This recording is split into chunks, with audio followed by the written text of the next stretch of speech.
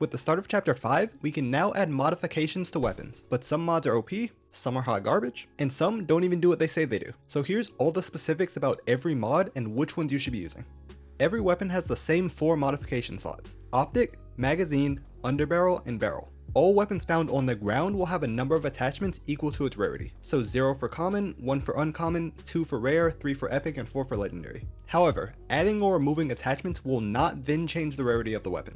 So if you completely mod out a common weapon, it'll still have all the base stats of the common variant of the weapon. Common damage, common reload speed, etc. Speaking of, the way you modify weapons is by using a weapon mod bench.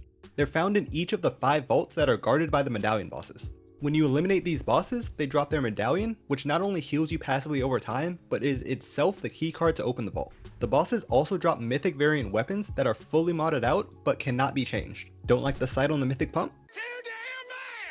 Once you're at the mod bench, all modifications cost 75 gold each, and removing a modification is free. You can't, however, swap a modification from one weapon to another or anything like that. Just a simple add a mod for 75 gold or remove one for free.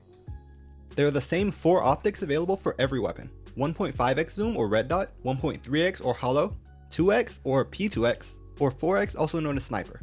Shotguns and pistols can only use the 2 close range optics, SMGs can use all of them except the sniper scope, and ARs and snipers can use all optics. Every weapon also has the iron sight variant if you remove any sight from it. But you would never actually want to do that because adding an optic doesn't just change the reticle, it changes the way the weapon functions entirely.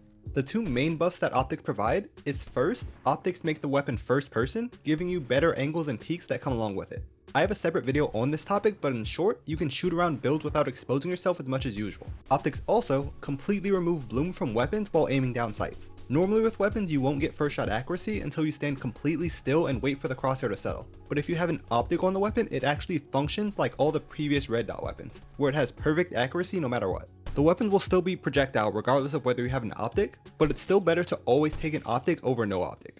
As far as which one you want, it's completely up to you.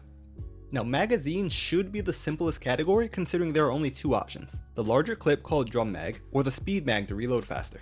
The drum mag doesn't just increase your clip size, it increases your reload speed too. That's right, increases, as in makes it worse. There's a hidden downside they don't tell you, and it's pretty significant. See, the speed mag actually is simple, it just decreases your reload speed by 20%. But while the drum mag increases your clip size by 30% for most weapons, it also increases your reload speed by 17.5%. Quite a big drawback, especially when you're paying to supposedly buff the weapon. So unless you're really needing a few extra bullets, I would always recommend speed mag over drum mag, at least in its current state. The barrel and underbarrel mods are 2 separate categories, but they have some overlap in what the mods are supposed to do, so I'll talk about them together. In underbarrel, we have angled foregrip to ADS faster, vertical foregrip to reduce ADS recoil and spread, and laser to increase hipfire accuracy. But in barrel, we have muzzle flash to reduce recoil again, and a suppressor. So we have 2 mods that are both supposed to reduce recoil. Which is better? Well, it's actually pretty complicated. No, I'm just kidding, muzzle brake is just always better. Vertical foregrip does reduce ADS recoil, but the muzzle brake reduces recoil even more than the foregrip, plus it works regardless of if you're ADS'd or not. As for the reduction in spread, I tried really hard but could not for the life of me notice any difference in spread.